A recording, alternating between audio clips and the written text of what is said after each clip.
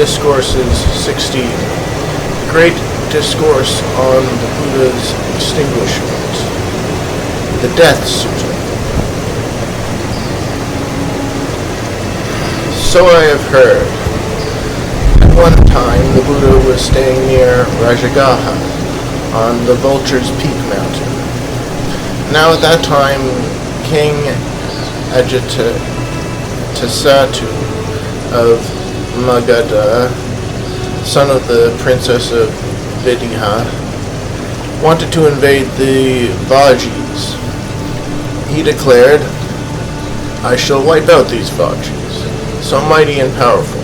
I shall destroy them, and lay ruin and devastation upon them." And then King Ajatasattu addressed Vasakara, the Brahmin minister of Magadha.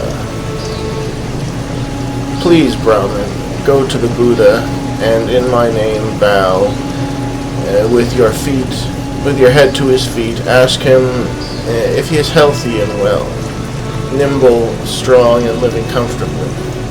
And then say, 'Sir, King Ajatasattu of Magadha, son of the princess of Vidya, wants to invade the Vajis. He says, I shall wipe out these Vajis, so mighty and powerful. I shall destroy them, and lay ruin and devastation upon them.'" Remember well how the Buddha answers and tell it to me, for the realized ones say nothing that is not so. "Yes, worthy sir," Vasakara replied. He had the finest carriages harnessed, and he mounted a fine carriage, and along with other fine carriages, set out from Rajagaha for the Vulture's Peak mountain. He went by carriage as far as the terrain allowed, and then descended and approached the Buddha on foot, and exchanged greetings with him. When the greetings and polite conversation were over, he sat down at one side and said to the Buddha, "Worthy Gautama, King Ajatasattu of Magadha, son of Princess of Vidya, bows with his head to your feet. He asks if you are healthy and well, nimble, strong, and living comfortably. Worthy Gautama, King Ajatasattu wants to invade the Vajis. He has declared, I shall wipe out these Vajis, so mighty and powerful.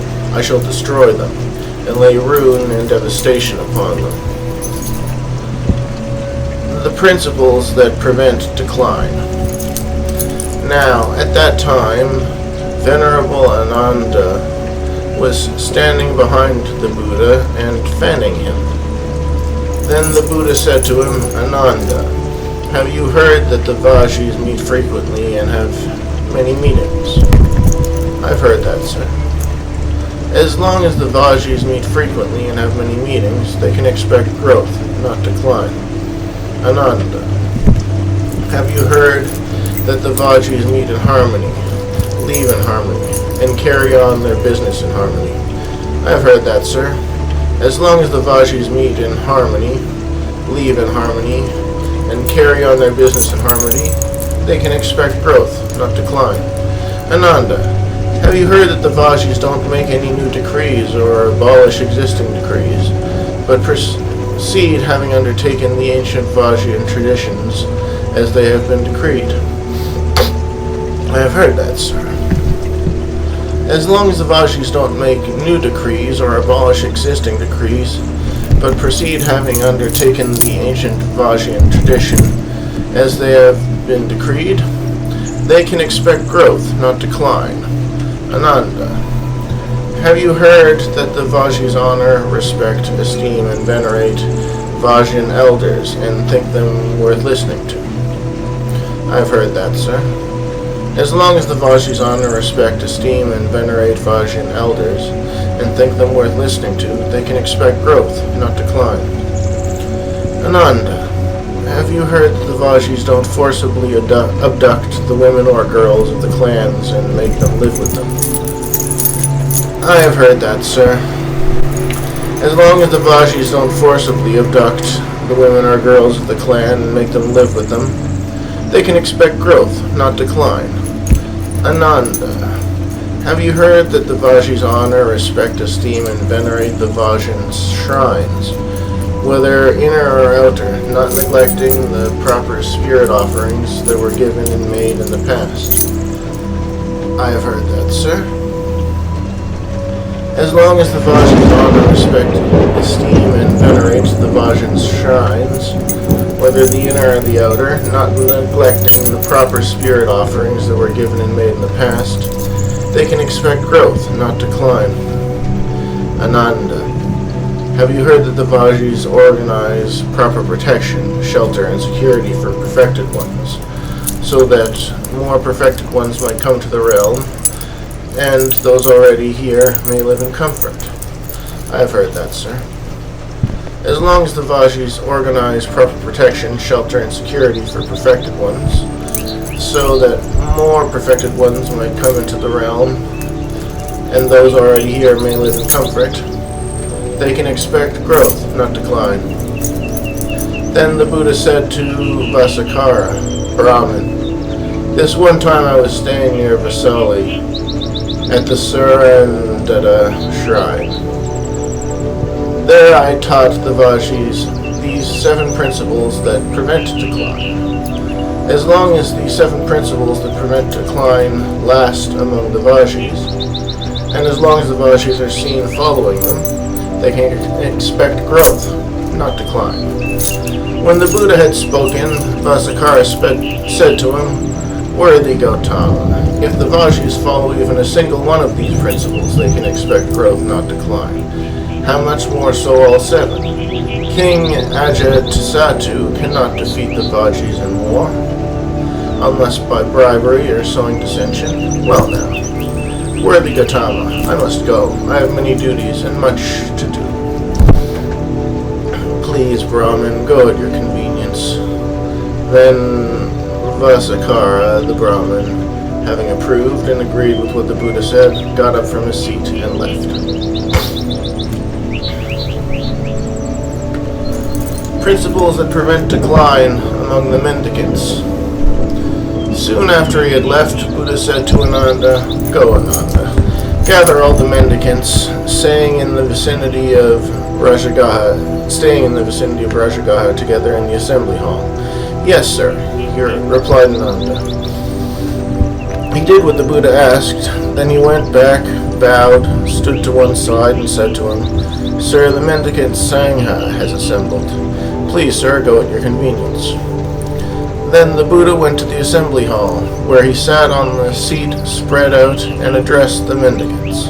Mendicants, I will teach you the 7 principles that prevent decline. Listen and apply your mind well. I will speak. Yes, sir, they replied. The Buddha said this. As long as the mendicants meet frequently and have many meetings, they can expect growth, not decline. As long as the mendicants meet in harmony, leave in harmony, and carry on their business in harmony, they can expect growth, not decline. As long as the mendicants don't make new decrees or abolish existing decrees, but undertake and follow the training rules as they have been decreed, they can expect growth, not decline. As long as the mendicants honor, respect, esteem, and venerate the senior mendicants of long standing, long gone forth fathers and leaders of the Sangha, and think them worth listening to, they can expect growth, not decline. As long as the mendicants don't fall under the sway of arisen craven for future lives, they can expect growth, not decline. As long as the mendicants take care to live in the wilderness lodgings, they can expect growth, not decline. As long as the mendicants individually establish mindfulness, so that more good-hearted spiritual companions might come, and those that have already come may live comfortably. they can expect growth, not decline. As long as the 7 principles that prevent decline among the mendicants, and as long as the mendicants are seen following them, they can expect growth, not decline. I will teach you 7 more principles that prevent decline. As long as the mendicants don't relish work, loving it and liking it to relish it, they can expect growth, not decline. As long as they don't relish talk, sleep, company, they don't have corrupt wishes, falling under the sway of corrupt wishes. They don't have bad friends, companions, and associates. They don't stop halfway after achieving some trifling distinction. They can expect growth, not decline. As long as the 7 principles that prevent decline last among the mendicants, and as long as the mendicants are seen following them, they can expect growth, not decline. I will teach you 7 more principles that prevent decline. As long as the mendicants are faithful, conscientious, prudent, learned, energetic, mindful, wise, they can expect growth, not decline. As long as these 7 principles that prevent decline last among the mendicants, and as long as the mendicants are seen following them, they can expect growth, not decline. I will teach you 7 more principles that prevent decline. As long as the mendicants develop the awakening factors of mindfulness, investigation of principles, energy, rapture, tranquility, immersion, equanimity, they can expect growth, not decline. As long as these 7 principles that prevent decline last among the mendicants, and as long as the mendicants are seen following them, they can expect growth, not decline. I will teach you 7 more principles that prevent decline. As long as the mendicants develop the perceptions of impermanence, not-self, ugliness, drawbacks, giving up, fading away, cessation, they can expect growth, not decline. As long as these 7 principles that prevent decline last among the mendicants, and as long as the mendicants are seen following them, they can expect growth, not decline. I will teach you 6 principles that prevent decline. As long as the mendicants consistently treat their spiritual companions with bodily kindness, verbal kindness, mental kindness in both public and private, they can expect growth, not decline. As long as the mendicants share without reservation any material things they have gained by legitimate means, even the food placed in the alms bowl, using them in common with their ethical spiritual companions, they can expect growth, not decline. As long as the mendicants live according to the precepts shared with their spiritual companions, both in private and in public, such precepts are intact, impeccable, spotless, unmarred, liberating, praised by sensible people, not mistaken, and leading to immersion. They can expect growth, not decline. As long as the mendicants live according to the views shared with their spiritual companions, both in public and in private, the view that is noble and emancipating, and delivers one who practices it to the complete end of suffering, they can expect growth, not decline. As long as these 6 principles can prevent decline, last among the mendicants, and as long as the mendicants are seen following them, they can expect growth, not decline. And while staying there at the Vulture's Peak, the Buddha often gave this Dhamma talk to the mendicants, such as ethics, such as immersion, such as wisdom. When immersion is imbued with ethics, it's very fruitful and beneficial. When wisdom is imbued with immersion, it's very fruitful and beneficial. When the mind is imbued with wisdom, it is rightly freed from the defilements, mainly defilements of sensuality, desire to be reborn, and ignorance. When Buddha had stayed in Rajagaha as long as he pleased, he addressed the Venerable Ananda. Come, Ananda, let's go to Ambalatika. Yes, sir, Ananda replied. And then the Buddha, together with a large sangha of mendicants, arrived at Ambalatika, where he stayed in the royal rest house. And while staying there, too, he often gave this Dharma talk to the mendicants, such as ethics, such as immersion, such as wisdom.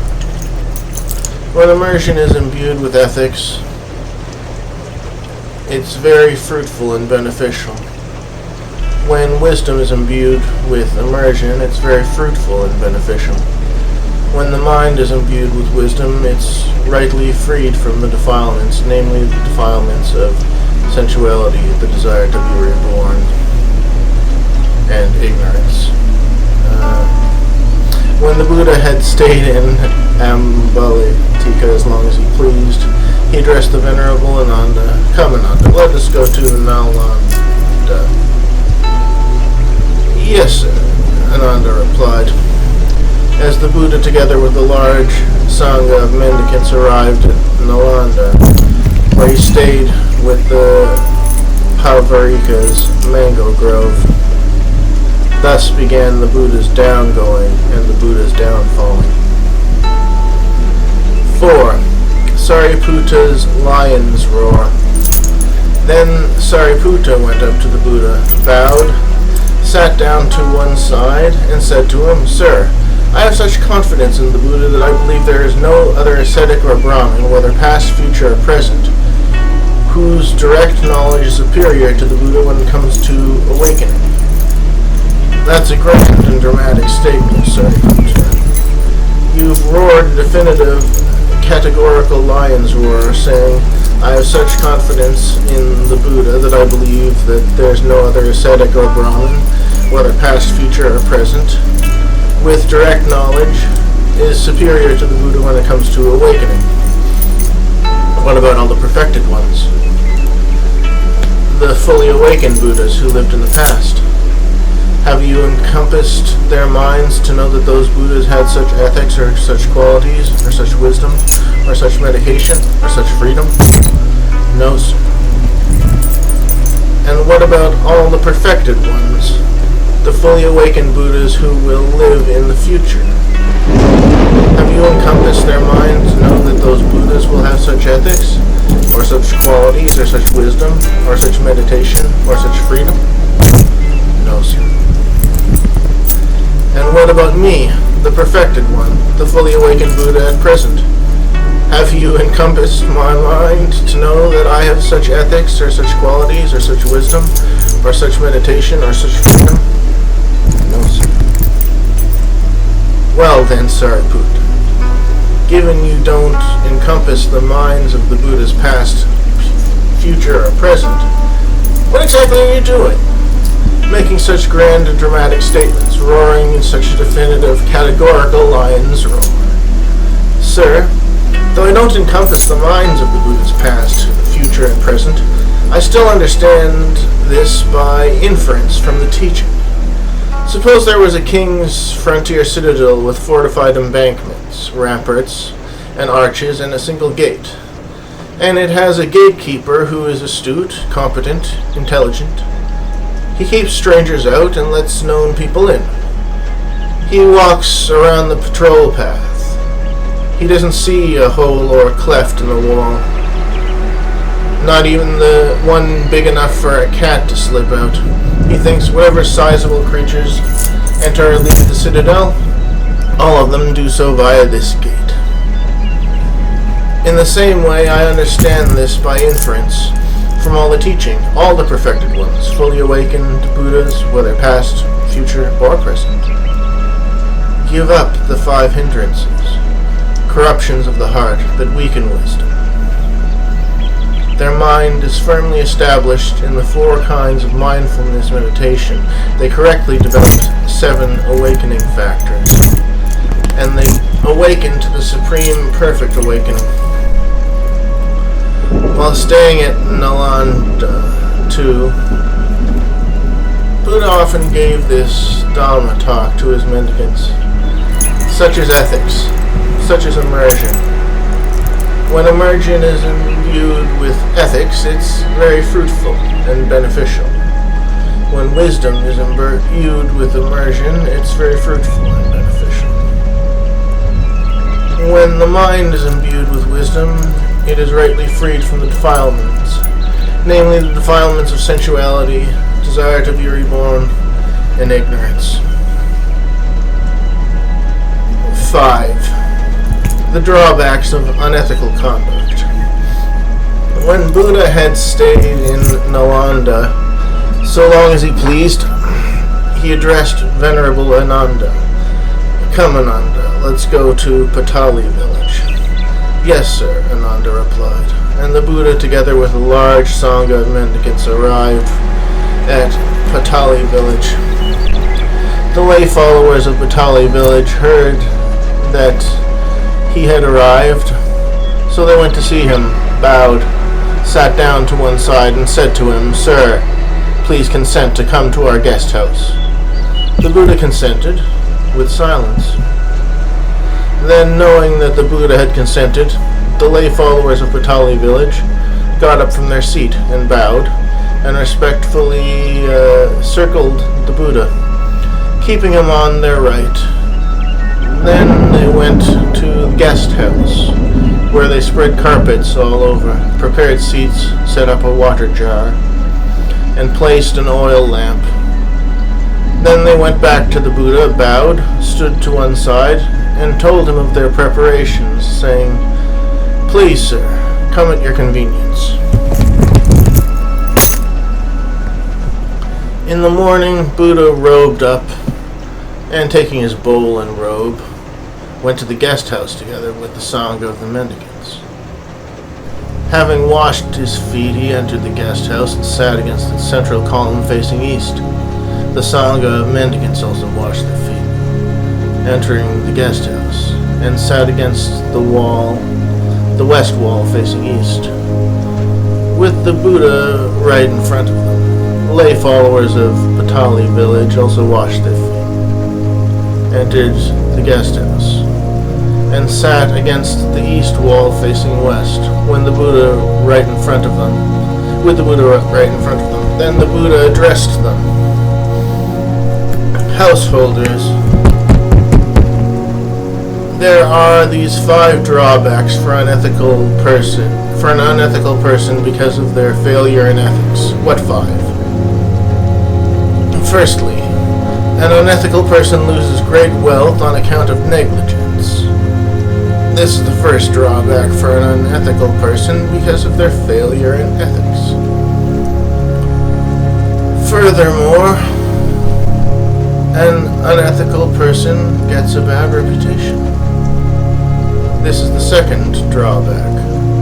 Furthermore, an unethical person enters any kind of assembly timid and embarrassed, whether it's an assembly of aristocrats, Brahmins, householders, or ascetics. This is the third drawback. Furthermore, an unethical person feels lost when they die. This is the fourth drawback. Furthermore, an unethical person, when their body breaks up after death, is reborn in a place of loss, a bad place, the underworld, hell. This is the fifth drawback. There are 5 drawbacks for an unethical person because of their failure in ethics. Thus continued the Buddha's downfall.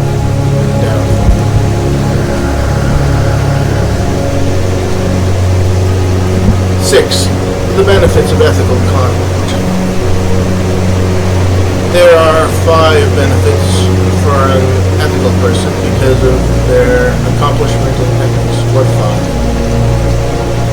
First, an ethical person gains great wealth on account of diligence. This is the first benefit. Furthermore, an ethical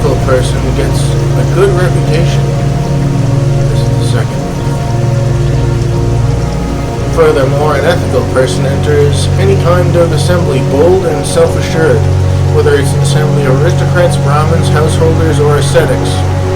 This is the third benefit. Furthermore, an ethical person dies not feeling lost. This is the fourth benefit.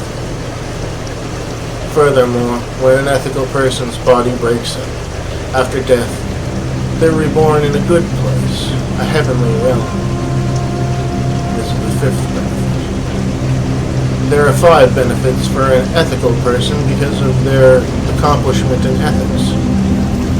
Buddha spent much of the night educating and encouraging, firing up and inspiring the lay followers of Patali village with a Dhamma talk.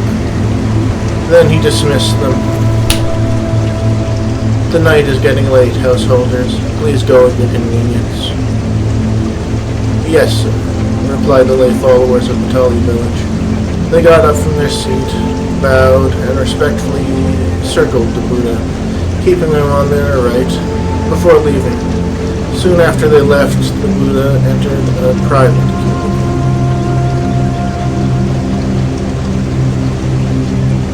Thus continued Buddha's downgoing.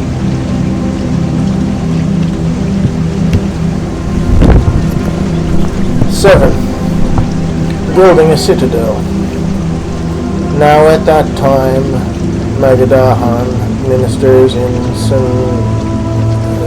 Sunita and Vasakara were building a citadel at Patali village to keep the Vajis out. At that time, thousands of deities were taking possession of building sites in Patali village. Illustrious rulers or royal ministers inclined to build houses at sites possessed by illustrious deities. Middling rulers or royal ministers inclined to build houses at sites possessed by middling deities. Lesser rulers or royal ministers inclined to build houses at the sites possessed by lesser deities. With clairvoyance that is purified and superhuman, the Buddha saw those deities taking possession of building sites in Patali village. The Buddha rose at the crack of dawn and addressed Ananda. Ananda, who is building a citadel at Patali village? Sir, the Magadahan ministers at Sunita and Vasakara are building a citadel to keep the Vajis out. It's as if they were building a citadel in consultation with the gods of the 33, with clairvoyance that is purified and superhuman. I saw those deities taking possession of the building sites. Illustrious rulers or royal ministers inclined to build houses at sites possessed by illustrious deities. Middling rulers or royal ministers inclined to build houses at sites possessed by middling deities. Lesser rulers or royal ministers inclined to build houses at sites possessed by lesser deities. As far as the civilized region extends, as far as the trading zone extends, it will be the chief city, the Paliputta trade center. But Paliputta will face 3 threats: from fire, flood, and dissension. Then the Magadahan ministers, Sunita and Vasakara, approached the Buddha and exchanged greetings with him. When the greetings and polite conversation were over, they stood to one side and said, "Would the worthy Gautama continue, together with the mendicants in Sangha, please accept today's meal from me?" The Buddha consented with silence. Then, knowing that the Buddha had consented, they went to their own guest house, where they had delicious fresh and cooked meals prepared. They had the Buddha informed of the time, saying, "It's time, worthy Gautama. The meal is ready." Then the Buddha robed up in the morning, and taking his bowl and robe, went to their guest house together with the mendicant Sangha, where he sat on the seats spread out. Then Sunita and Vasakara served and satisfied the mendicant Sangha, headed by the Buddha with their own hands with delicious fruit and cooked foods. When the Buddha had eaten and washed his hand in the bowl, Sunita and Vasakkara took a low seat and sat to one side. The Buddha expressed his appreciation with these verses. In the place he makes his dwelling, having fed the astute and the virtuous here, the restrained spiritual practitioners, he should dedicate an offering to the deities there. Venerated, they venerate him. Honored, they honor him. After that, they have sympathy for him, like a mother for the child at her breast. A man beloved of the deities always sees nice things. When the Buddha had expressed his appreciation to Sunita and Vasakkara with these verses, he got up from his seat and left. Sunita and Vasakkara followed behind the Buddha, thinking, the gate through which the ascetic Gautama exits today shall be named the Gautama Gate. The ford at which he crosses in the Ganges River shall be named the Gautama Ford. Then the gate through which the Buddha exited was named the Gautama Gate. Then the Buddha came to the Ganges River. Now at that time the Ganges was full to the brim, so a crow could drink from it. Wanting to cross from the near to the far shore, some people were seeking a boat, some a dinghy, while others were tying up a raft. But as easily as a strong person would extend or contract their arm, the Buddha, together with the mendicant Sangha, vanished from the near shore and landed on the far shore. He saw all those humans wanting to cross over, knowing the meaning of this. On that occasion, the Buddha expressed his heartfelt sentiment. Those who cross a deluge or stream have built a bridge and left the marshes behind, while some people are still tying a raft. The intelligent people have crossed over. Thus began the Buddha's downfall into death.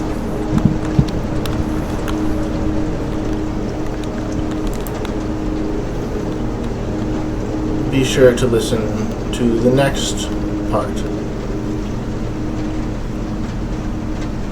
16. The Death Sutta.